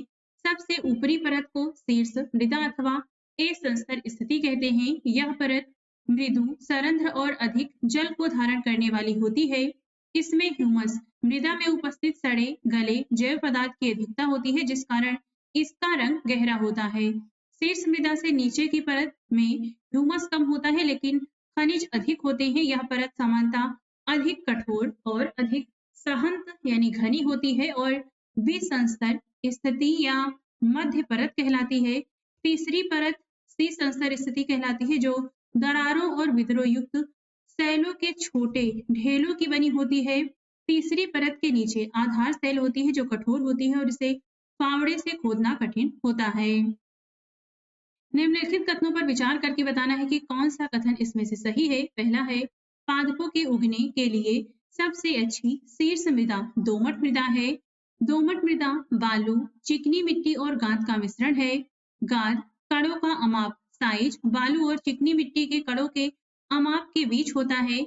बलुई मिट्टी गेहूं, चना और धान उगाने के लिए उपयुक्त है। तो यहाँ पर चौथा वाला गलत है, बाकी तीनों सही हैं। ऑप्शन यहाँ पर इसमें बी सही होगा। पादपों की उगने के लिए सबसे अच्छी शीर्ष मृदा दोमट मृदा है। यहाँ दोमट मृदा बालू, चिकनी मिट्टी और गाद का मिश्रण है। गाद कणों का अमाप साइज बालू और चिकनी मिट्टी के कणों के अमाप का बीज होता है। अमाप के बीच का होता है, अतः कथन 1, 2 और 3 सही हैं। दोमट मृदा में भी ह्यूमस होता है। इस प्रकार की मृदा में पादपों के लिए उच्च जल धारण क्षमता होती है। चिकनी मिट्टी मृत्तिका और दोमट मिट्टी गेहूं, चना और धान उगाने के लिए उपयुक्त है, जबकि कपास को बलुई दोमट मृदा में उगाया जाता है। इस प्रकार कथन 4 गलत है। गेहूं जैसी फसलें महीन मृणमय मृदा में उगाई जाती है, क्योंकि वह ह्यूमस से समृद्ध और अत्यधिक उर्वर होती हैं। कपास के लिए बलुई दोमट मृदा अधिक उपयुक्त होती है, जिसमें जल की निकासी आसानी से हो जाती है, जो पर्याप्त परि, परिमाण में वायु को धारण करती है। किसी गर्म दिन की दोपहर में किसी खेत अथवा खुले मैदान में जमीन के ऊपर की वायु कंपदीप्त होती दिखाई देती है। ऐसा निम्नलिखित में से किसके कारण होता है? सूर्य के प्रकाश के परावर्तन के कारण। ऑप्शन यहाँ पर ए सही होगा। गर्म दिनों में मृदा से जल के वाष्पन के कारण ऊपर उठती जल वाष्प वायु को अपेक्षाकृत सघन बना देती है। इससे सूर्य के प्रकाश के परावर्तन के कारण मृदा के ऊपर की वायु कंपदीप्त प्रतीत होती है। मृदा के संबंध में निम्नलिखित कथनों पर विचार करके बताना है कि यहाँ पर कौन सा कथन सही होगा। जल, पवन अथवा बर्फ के द्वारा मृदा की ऊपरी सतह का हटना अपरदन कहलाता है। पॉलीथीन रसायन पीड़कनाशी मृदा को प्रदूषित करते हैं। तो ये दोनों ही कथन सही हैं। ऑप्शन यहाँ पर इसमें सी सही होगा। मृदा का अपरदन मरुस्थल अथवा बंजर भूमि जैसे स्थानों पर अधिक होता है, जहाँ की सतह पर बहुत कम अथवा कोई वनस्पति नहीं होती। अतः वृक्षों की कटाई और वनोन्मूलन को रोका जाना चाहिए और हरित क्षेत्रों को बढ़ाने के प्रयास किए जाने चाहिए। पॉलीथीन की थैलियां और प्लास्टिक मृदा को प्रदूषित करते हैं। इसके अतिरिक्त पीड़कनाशी एवं रसायनों का उपयोग मृदा प्रदूषण का कारण बनता है। पीड़कनाशी के उपयोग में कमी, अपशिष्ट पदार्थों का उचित प्रबंधन, रसायनों का उपचार तथा पॉलीथीन के उपयोग पर प्रतिबंध मृदा प्रदूषण में कमी ला सकता है। अब देखते हैं जीवों में श्वसन से संबंधित प्रश्न। पहला है, निम्नलिखित में से कौन सा पदार्थ हमारी पेशियों में संचित होता है जिससे ऐंठन होती है? तो ये है लैक्टिक अम्ल। ऑप्शन यहाँ पर भी सही है। बहुत देर तक व्यायाम करने, तेजी से दौड़ने, साइकिल चलाने अथवा भारी वजन उठाने जैसे कार्यों के लिए अधिक ऊर्जा की आवश्यकता होती है, लेकिन ऊर्जा उत्पन्न करने के लिए हमारे शरीर को ऑक्सीजन की आपूर्ति सीमित होती है। ऐसी स्थिति में पेशी कोशिकाएं अवायवीय श्वसन द्वारा ऊर्जा की अतिरिक्त मांग को पूरा करती हैं। इस प्रक्रम में ग्लूकोज के आंशिक विखंडन से लैक्टिक अम्ल और कार्बन डाइऑक्साइड का निर्माण होता है। इस लैक्टिक अम्ल का संचय पेशियों में ऐंठन उत्पन्न करता है। गर्म पानी से स्नान करने अथवा शरीर की मालिश करवाने पर ऐंठन से आराम मिलता है, क्योंकि इससे रक्त का संचार बढ़ जाता है। इसके परिणाम स्वरूप पेशी कोशिकाओं को ऑक्सीजन की आपूर्ति बढ़ जाती है, जिससे लैक्टिक अम्ल का कार्बन डाइऑक्साइड और जल में पूर्ण विखंडन हो जाता है। अंतःश्वसित वायु तथा उच्छ्वसित वायु में ऑक्सीजन का प्रतिशत कितना होता है? 21% तथा 16.4%। ऑप्शन यहाँ पर ए सही है। हम जिस वायु का अंतः श्वसन तथा उच्छ्वसन करते हैं वह गैसों का मिश्रण होती है। अंतः श्वसित वायु में 21% ऑक्सीजन तथा 0.04% कार्बन डाइऑक्साइड होता है, जबकि उच्छ्वसित वायु में 16.4% ऑक्सीजन तथा 4.4% कार्बन डाइऑक्साइड होता है। निम्नलिखित में से कौन सा सही है? तो यहाँ पे 3 कथन दिए गए हैं, बताना है इसमें से कौन सा सही है। भोजन में संचित ऊर्जा श्वसन के समय निर्मुक्त होती है। कोशिका के अंदर ऑक्सीजन का उपयोग करके ग्लूकोज, कार्बन डाइऑक्साइड और जल में विखंडित हो जाता है। ऑक्सीजन की अनुपस्थिति में भोजन विखंडन को वायवीय श्वसन कहा जाता है। तो यहाँ पर ये तीसरा वाला गलत है, बाकी दोनों सही हैं। ऑप्शन यहाँ पर इसमें ए सही होगा। भोजन में संचित ऊर्जा श्वसन के समय निर्मुक्त होती है, अतः सभी जीवों को भोजन से ऊर्जा प्राप्त करने के लिए श्वसन की आवश्यकता होती है। कोशिका के अंदर भोजन ग्लूकोज, ऑक्सीजन का उपयोग करके कार्बन डाइऑक्साइड और जल में विखंडित करता है। कोशिका में भोजन विखंडन के प्रक्रम में ऊर्जा मुक्त होती है। यह प्रक्रम कोशिकीय श्वसन कहलाता है। ऑक्सीजन की उपस्थिति में भोजन के विखंडन की प्रक्रिया वायवीय श्वसन कहलाती है, जबकि ऑक्सीजन की अनुपस्थिति में भोजन का विखंडन अवायवीय श्वसन कहलाता है। विभिन्न जंतुओं में श्वसन के संदर्भ में निम्नलिखित कथनों में विचार करके बताना है कि कौन सा कथन सही है। केंचुए श्वसन कार्य त्वचा से करते हैं। मेढक में मनुष्य की भांति फेफड़े होते हैं, तथापि वे त्वचा से भी श्वसन करते हैं। तो ये दोनों ही कथन सही हैं। ऑप्शन यहाँ पर इसमें सी सही होगा। केंचुए अपनी त्वचा से श्वसन करते हैं। केंचुए की त्वचा स्पर्श करने पर आर्द्र और श्लेष्मीय प्रतीत होती है। इसमें से गैसों का आवागमन आसानी से हो जाता है। मेढक भी अपनी त्वचा से भी श्वसन करते हैं। इनकी भी त्वचा आर्द्र और श्लेष्मीय होती है। कथन कारण दिया गया है, जिसमें कथन है, बताना है कि यहाँ पे कौन सा कथन कारण सही होगा। कथन है, श्वसन सभी जीवों के जीवित रहने के लिए अनिवार्य है, क्योंकि यह जीव द्वारा लिए गए भोजन से ऊर्जा को निर्मुक्त करता है। तो यहाँ पर कथन व कारण दोनों सही है। कारण कथन की सही व्याख्या भी करता है। ऑप्शन यहाँ पर ए सही होगा। हम अंतः श्वसन द्वारा जो वायु शरीर के अंदर लेते हैं, उसमें उपस्थित ऑक्सीजन का उपयोग ग्लूकोज को कार्बन डाइऑक्साइड और जल में विखंडन करने के लिए किया जाता है। इस प्रक्रम में ऊर्जा निर्मुक्त होती है। सूची 1 का सूची 2 से मिलान करके बताना है कि यहाँ पर कौन सा कथन सही, कौन सा ऑप्शन यहाँ पर सही होगा। पहला है यहाँ पर ईस्ट, ये संबंधित है एल्कोहल से। डायफ्राम मध्यपट, ये संबंधित है वृक्ष गुहा से। तिल चिट्टा, ये संबंधित है श्वास ग्रंथ से। पत्तियां संबंधित है यहाँ पर, ये रंध्र होता है पत्तियों में। और मछली, ये जो सांस लेती है, यानी जो ऑक्सीजन लेती है, जो श्वसन करती है मछली, वो करती है क्लोम से। तो आप यहाँ पर इसे देख सकते हैं। इसमें सही ऑप्शन होगा यहाँ पर बी होगा। ईस्ट एक कोशिकीय जीव है। ये अवायवीय रूप से श्वसन करते हैं और इस प्रक्रिया के समय एल्कोहल निर्मित करते हैं, अतः इनका उपयोग शराब, वाइन और बियर बनाने के लिए किया जाता है। श्वसन के समय वायु नासागुहा श्वास नली से होकर हमारे फेफड़े फुफ्फुस में जाती है। फेफड़े गृह्य गुहा में स्थित होते हैं। वक्ष गुहा में पार्श्व में पसलियों से वक्ष गुहा पार्श्व में पसलियों से घिरी रहती है। एक बड़ी पेशी परत जो डायफ्राम मध्यपट कहलाती है, वक्ष गुहा को आधार प्रदान करती है। श्वसन में डायफ्राम और पसलियों से बने पिंजर की गति सम्मिलित होती है। तिल चिट्टा के शरीर के पार्श्व भाग में छोटे छोटे छिद्र होते हैं। ये छिद्र श्वास रंध्र कहलाते हैं। तिल चट्टे तथा अन्य कीटों में गैस के विनिमय के लिए वायु नालियों का जाल बिछा होता है, जो श्वास प्रणाल या वातक कहलाते हैं। पादपों की सतह पर उपस्थित सूक्ष्म छिद्र होते हैं, जो रंध्र की पत्तियां कहलाते हैं। इन्हीं के माध्यम से पौधों में ऑक्सीजन और कार्बन डाइऑक्साइड का विनिमय होता है। किसी सामान्य वयस्क व्यक्ति की विश्राम अवस्था में औसत श्वसन दर होती है, तो ये होती है 15 से 18 प्रति मिनट। ऑप्शन यहाँ पर इसमें बी सही है। कोई वयस्क व्यक्ति विश्राम की अवस्था में 1 मिनट में औसतन 15 से 18 बार सांस अंदर लेता और बाहर निकालता है। अधिक व्यायाम करने में श्वसन दर 25 बार प्रति मिनट तक बढ़ सकती है। नेक्स्ट है उच्छ्वसन के समय पसलियां नीचे की ओर गति करती हैं, तो यहाँ पर सही ऑप्शन बी होगा। श्वसन के समय पसलियां ऊपर और बाहर की ओर गति करती हैं और डायफ्राम नीचे की ओर गति करता है। उच्च श्वसन के समय पसलियां नीचे और अंदर की ओर आ जाती हैं, जबकि डायफ्राम ऊपर की ओर पूर्व स्थिति में आ जाता है।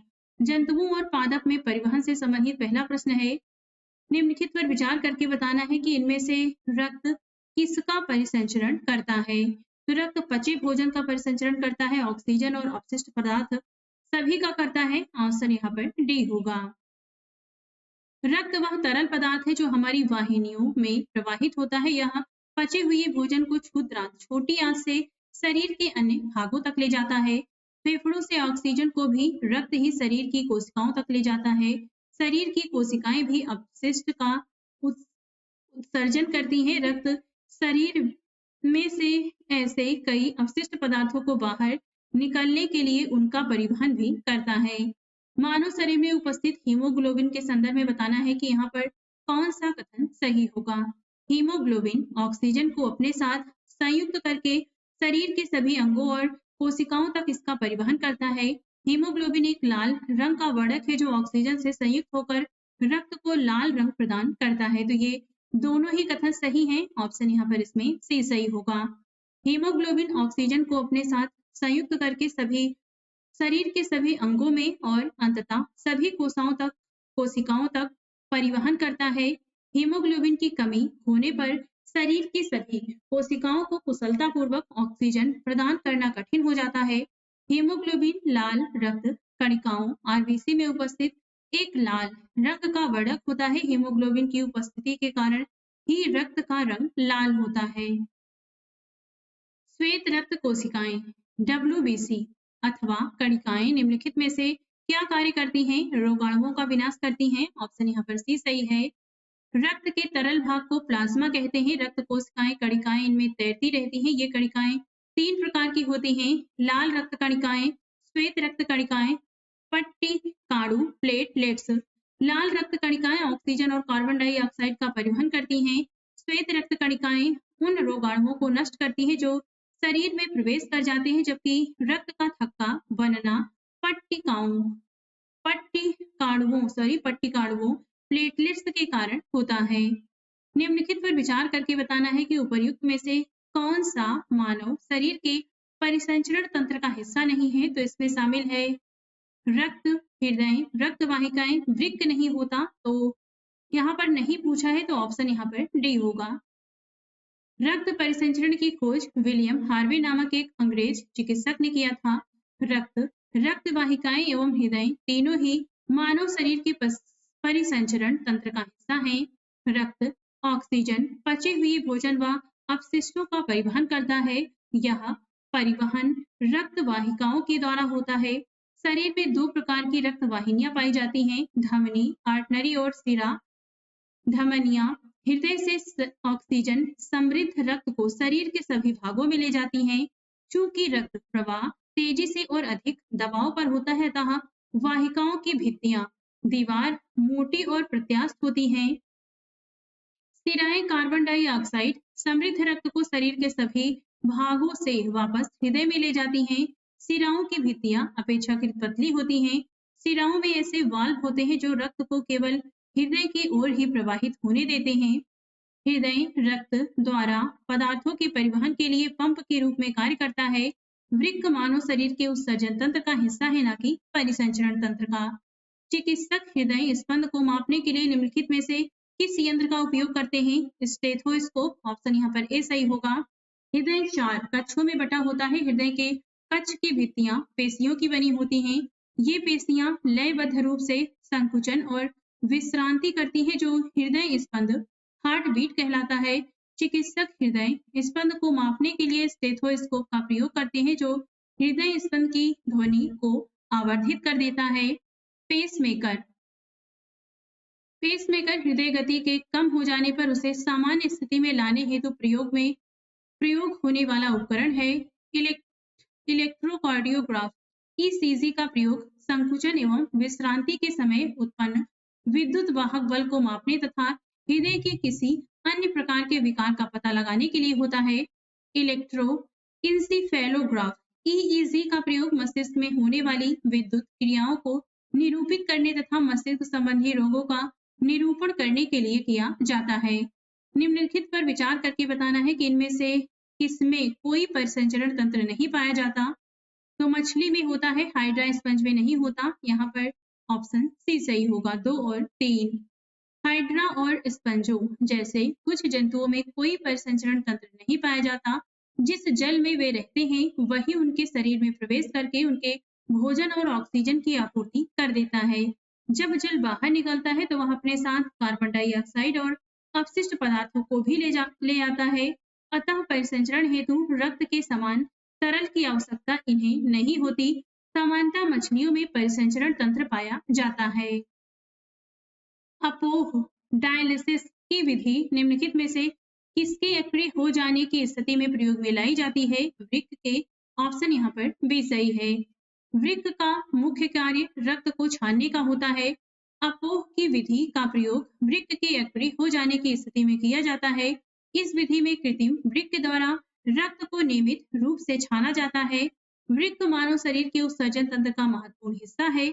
वृक्क मूत्र वाहिनियां, मूत्राशय और मूत्र मार्ग सम्मिलित रूप से उत्सर्जन तंत्र बनाते हैं। मानव उत्सर्जन तंत्र द्वारा लवण और यूरिया जल के साथ पसीने तथा मूत्र के रूप में शरीर से बाहर निकाल दिए जाते हैं।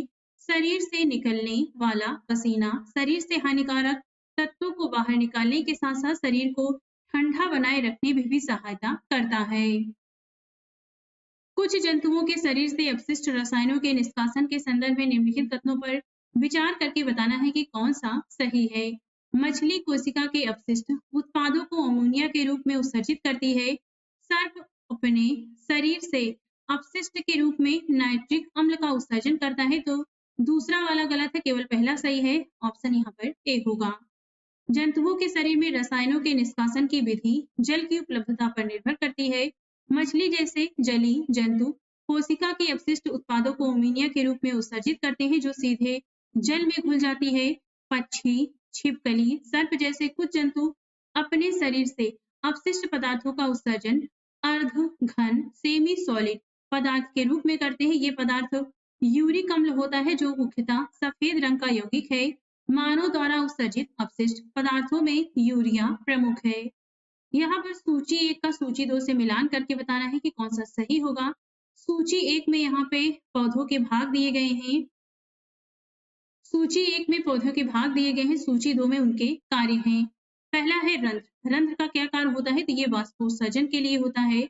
नेक्स्ट है जाइलम। जाइलम ये जल का परिवहन करता है। फ्लोएम ये भोजन का परिवहन करता है और मूल रोम ये जल का अवशोषण करते हैं। इसलिए सही ऑप्शन यहाँ पर जो होगा इसमें वो डी होगा। जाइलम या फिर दारू जल में पोषक तत्वों के परिवहन के लिए पादपों में जो संवहन ऊतक ऊतक कोशिकाओं का वह समूह होता है जो किसी जीव में किसी कार्य विशेष को संपादित करता है। तो ये संवहन ऊतक होता है, उसे जाइलम कहते हैं। फिर से पढ़ दे रही हूँ, जाइलम यानी दारू जल में पोषक तत्वों के परिवहन के लिए पादपों में जो संवहन ऊतक होता है उसे जाइलम कहते हैं। जो ऊतक कोशिकाएं जो ऊतक है ये कोशिकाओं का वह समूह होता है जो किसी जीव में किसी कार्य विशेष को संपादित करता है। नेक्स्ट है फ्लोएम पोषवा। पौधों में पत्तियां भोजन का संश्लेषण करती हैं। भोजन को पादप के सभी भागों में ले जाया जाता है। यह कार्य एक संवहन ऊतक द्वारा किया जाता है जिसे फ्लोएम कहते हैं। कथन कारण है जिसमें कथन है मूलों द्वारा मृदा से अवशोषित जल अभिकर्षित यानी खींचकर होकर तने और पत्तियों तक पहुंचता है। क्योंकि पत्तियों से जल के वाष्पोत्सर्जन के कारण एक चूसण बल निर्मित होता है। यहाँ पर ए और आर दोनों सही है। आर ए का सही स्पष्टीकरण भी है। ऑप्शन यहाँ पर ए सही होगा। पादपों में वाष्पोत्सर्जन के कारण एक चूसण बल निर्मित होता है जिसके कारण मूलों द्वारा मृदा से अवशोषित जल अभिकर्षित होकर तने और पत्तियों में पहुंचता है। वाष्पोत्सर्जन का यह प्रक्रम पादपों को ठंडा रखने में भी सहायक होता है। यहाँ पे 2 कथन दिए गए हैं, बताना है इसमें से कौन सा कथन सही है। फुफ्फुस धमनी ऑक्सीजन समृद्ध रक्त का प्रवाह करती है। फुफ्फुस सिरा कार्बन डाइऑक्साइड समृद्ध रक्त का प्रवाह करता है। तो ये दोनों ही गलत हैं। ऑप्शन यहाँ पर इसमें डी सही होगा।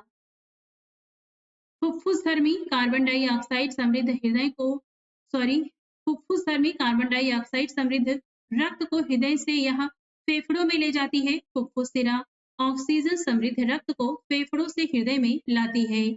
किसी वयस्क व्यक्ति का हृदय 1 मिनट में कितनी बार धड़कता है? तो 70 से 80 बार। ऑप्शन यहाँ पर इसमें डी सही होगा। परिसंचरण तंत्र में हृदय और रक्त वाहिनियां होती हैं। किसी वयस्क व्यक्ति का हृदय 1 मिनट में लगभग 70 से 80 बार धड़कता है, जो इसे हृदय स्पंदन दर कहते हैं। अब देखते हैं पादप में जनन से संबंधित प्रश्नों को। पहला है, यहाँ पे 2 कथन दिए गए हैं। ये कायिक प्रवर्धन के संदर्भ में है। बताना है कि इसमें से कौन सा सही होगा। कायिक प्रवर्धन द्वारा पादप कम अवधि में उगाए जा सकते हैं। बीजों द्वारा उगाए जाने वाले पादपों की अपेक्षा कायिक प्रवर्धन द्वारा उत्पन्न पादपों में पुष्प और फल आने में समय लगता है। तो यहाँ पे जो हमसे सही कथन पूछा है, तो दूसरा वाला गलत है, पहला सही है। इस प्रकार यहाँ पर जो सही ऑप्शन होगा वो ए होगा। पादपों में जनन 2 प्रकार से होता है। एक होता है अलैंगिक और एक होता है लैंगिक।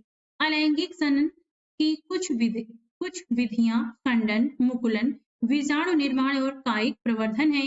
इसमें से कायिक प्रवर्धन की विधि में पत्तियां, तना और मूल जैसे कायिक भागों से नए पादप उगाए जाते हैं।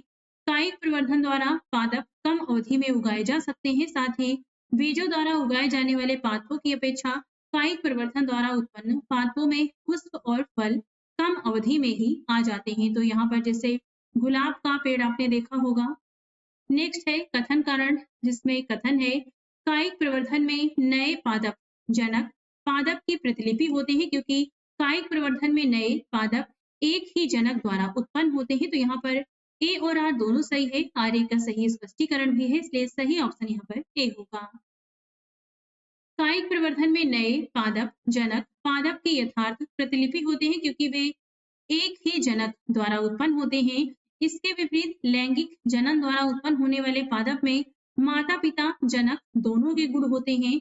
लैंगिक जनन के परिणाम स्वरूप पादप बीज उत्पन्न करते हैं, जबकि कायिक प्रवर्धन में कायिक भागों से सीधे नए पादप उगाए जाते हैं। विभिन्न सजीवों में जनन के संदर्भ में निम्नलिखित कथनों पर विचार करके बताना है कि यहाँ पे कौन सा कथन सही होगा। ईस्ट में जनन मुकुलन के माध्यम से होता है। शैवाल में जनन प्रक्रिया खंडन के माध्यम से संपन्न होती है। मांस और फर्ण में जनन बीजाणुओं के द्वारा होता है। तो यहाँ पर तीनों ही कथन सही हैं। ऑप्शन यहाँ पर इसमें डी होगा।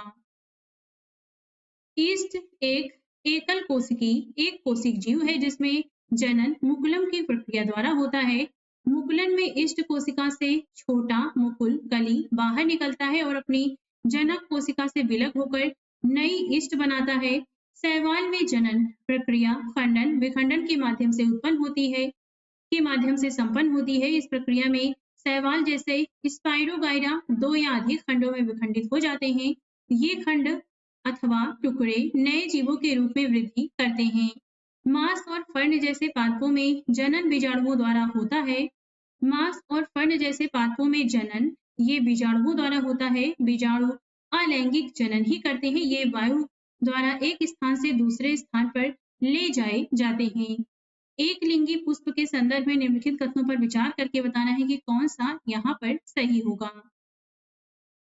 एक लिंगी पुष्पों में या तो केवल पुंकेसर अथवा केवल स्त्री केसर उपस्थित होते हैं। सरसों, गुलाब और पिटूनिया के फूलों के पौधों में उगने वाले पुष्प एक लिंगी पुष्प का उदाहरण है। तो दूसरा वाला गलत है, पहला सही है। ऑप्शन यहाँ पर इसमें ए होगा।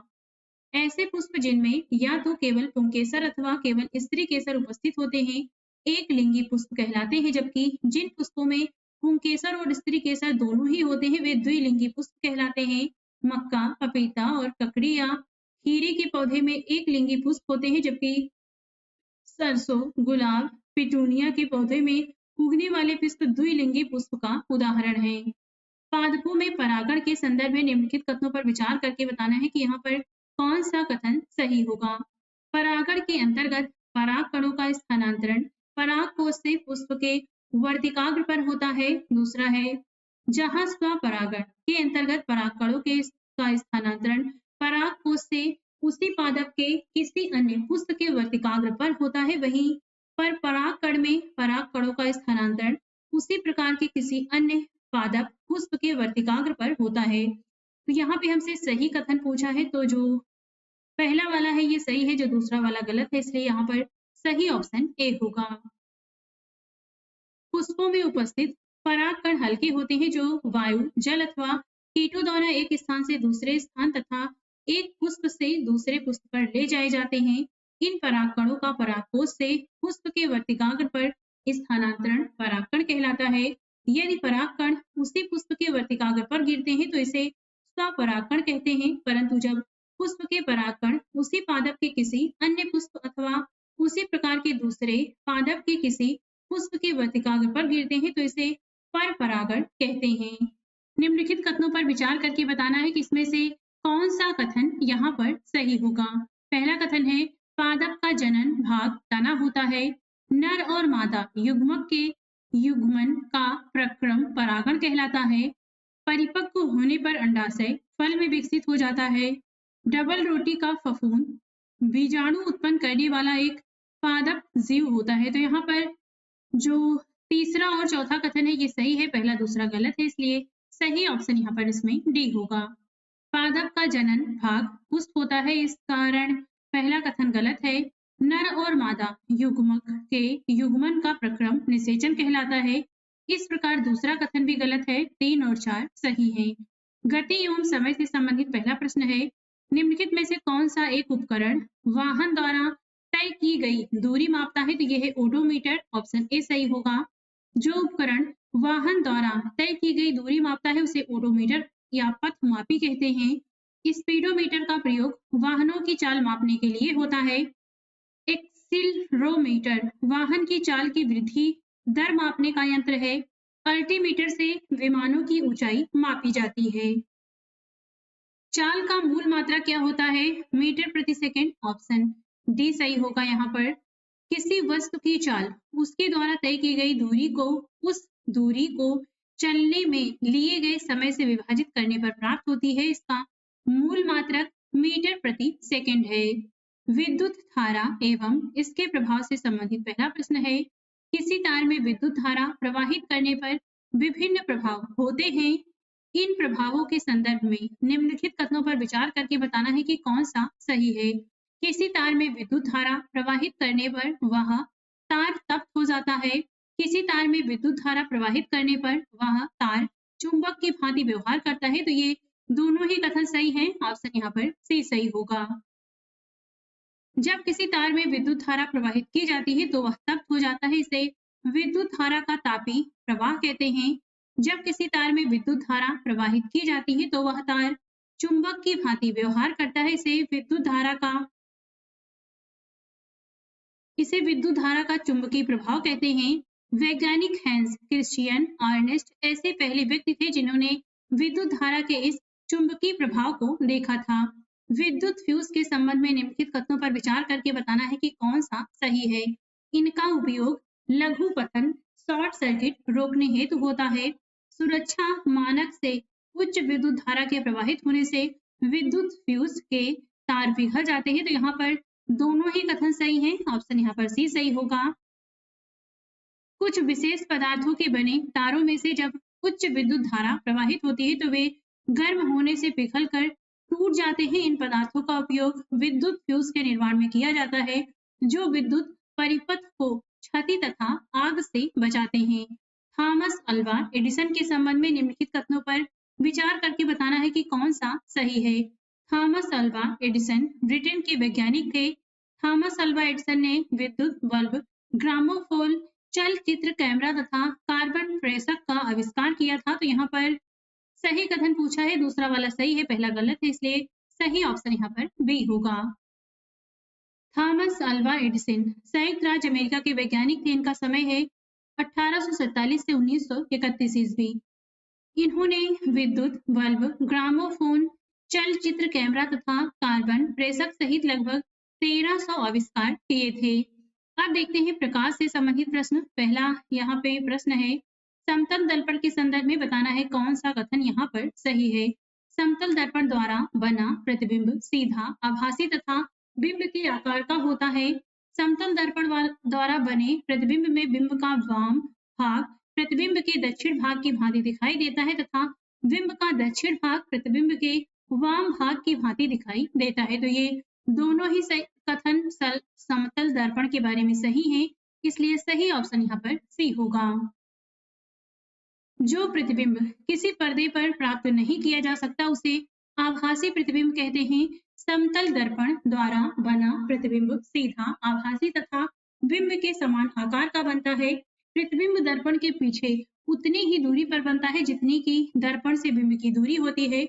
समतल दर्पण में बने प्रतिबिंब में दक्षिण वाम दिखाई पड़ता है तथा वाम दक्षिण दिखाई पड़ता है। अवतल दर्पण के विभिन्न उपयोगों के संदर्भ में विचार करके बताना है कि यहाँ पर कौन सा कथन सही होगा। चिकित्सकों द्वारा आंख, नाक, कान तथा गले का निरीक्षण करने के लिए इसका उपयोग किया जाता है। वाहन चालकों के पीछे देखने के लिए वाहनों के पार्श्व दर्पणों साइड मिरर में इसका प्रयोग किया जाता है। तो यहाँ पर दूसरा वाला गलत है, पहला सही है, ऑप्शन यहाँ पर ए सही होगा। चिकित्सकों द्वारा आंख, कान, नाक तथा गले का निरीक्षण करने के लिए अवतल दर्पण का प्रयोग होता है। अवतल दर्पण वास्तविक तथा उल्टा प्रतिबिंब अवतल दर्पण वास्तविक तथा उल्टा प्रतिबिंब बना सकता है। जब बिंब वस्तु को दर्पण के अत्यंत निकट रखते हैं तो प्रतिबिंब आभासी, सीधा तथा आवर्धित होता है। दंत विशेषज्ञों द्वारा अवतल दर्पण का उपयोग दांतों का बड़ा प्रतिबिंब देखने के लिए किया जाता है। वाहनों के पार्श्व दर्पणों में उत्तल दर्पण का उपयोग होता है। उत्तल दर्पण अधिक क्षेत्र के दृश्य का प्रतिबिंब बना सकते हैं। उत्तल दर्पण द्वारा बना प्रतिबिंब सीधा, आभासी तथा आकार में बिंब से छोटा होता है। लेंसों के संदर्भ में निम्नलिखित कथनों पर विचार करके बताना है कि कौन सा सही है। उत्तल लेंस सदैव वास्तविक, उल्टा तथा आकार में बिंब से बड़े प्रतिबिंब बनाता है।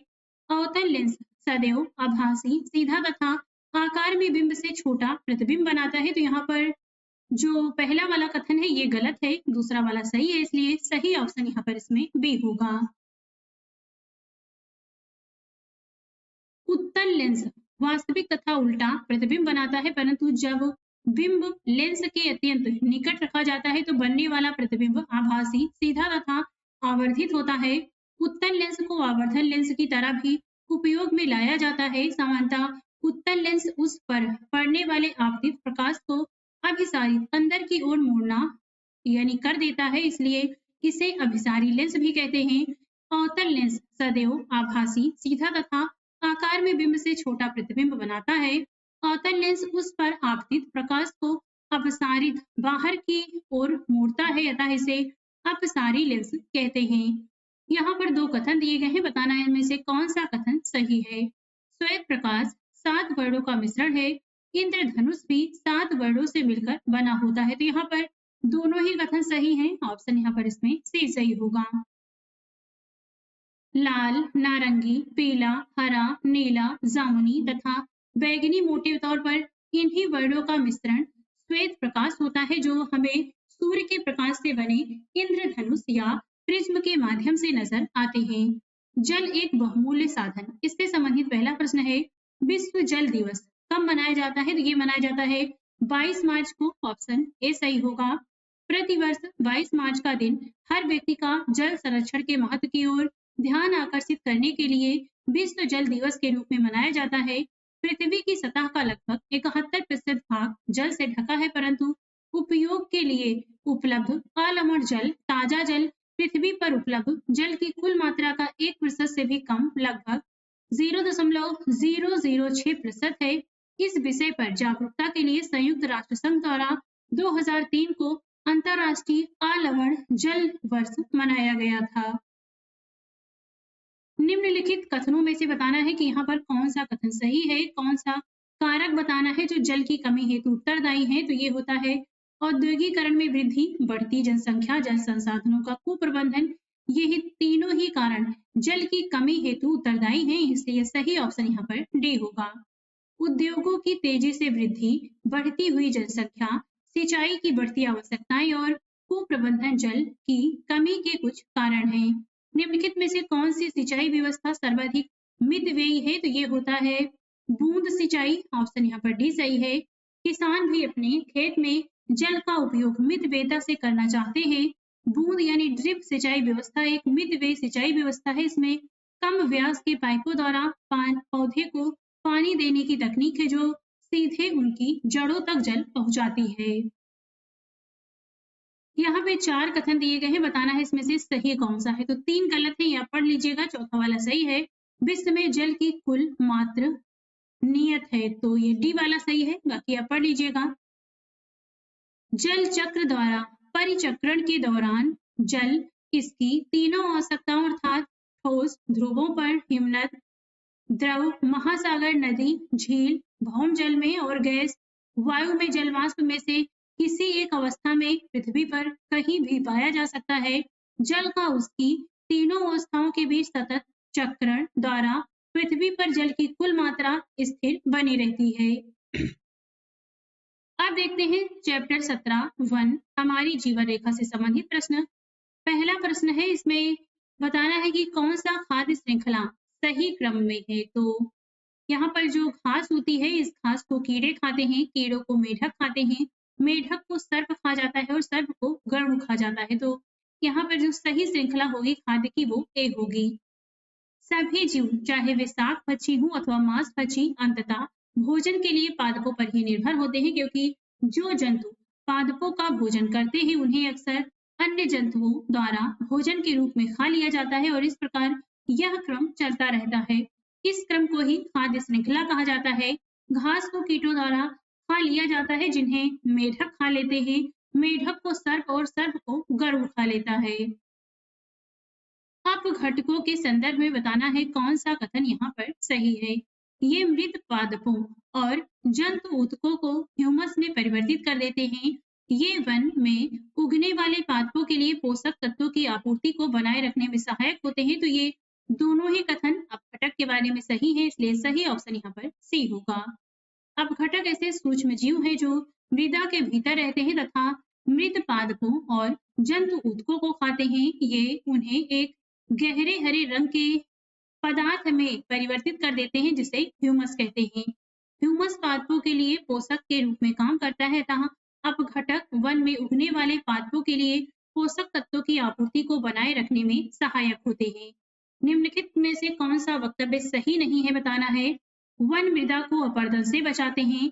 वन में पादप और जंतु एक दूसरे पर निर्भर नहीं रहते, तो ये गलत है, वो एक दूसरे पर निर्भर रहते हैं।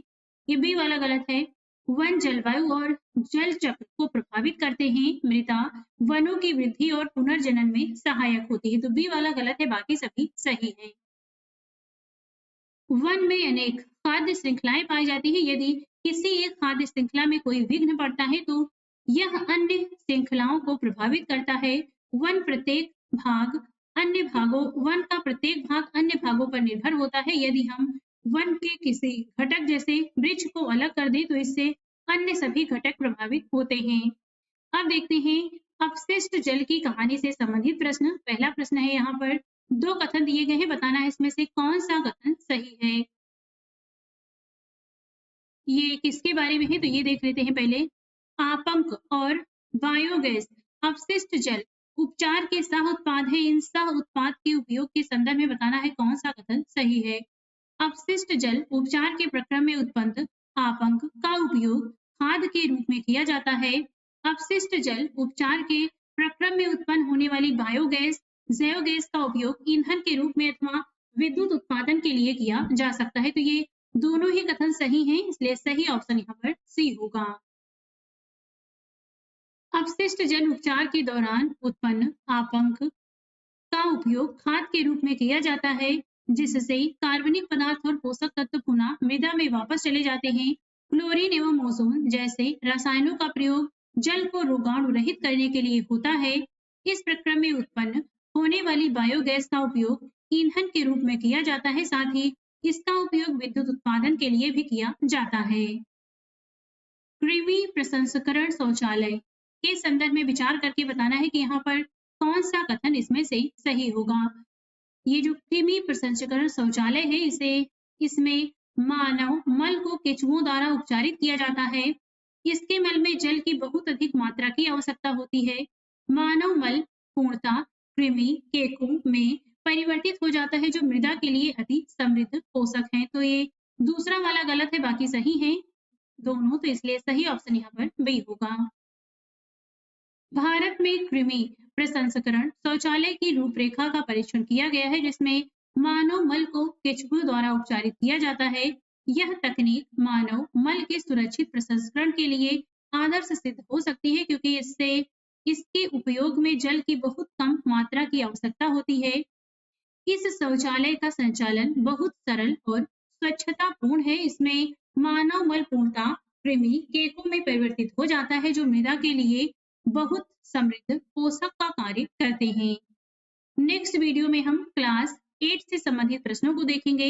ऐसे वीडियो देखने के लिए आप हमारे चैनल को लाइक, शेयर और सब्सक्राइब भी करते रहें।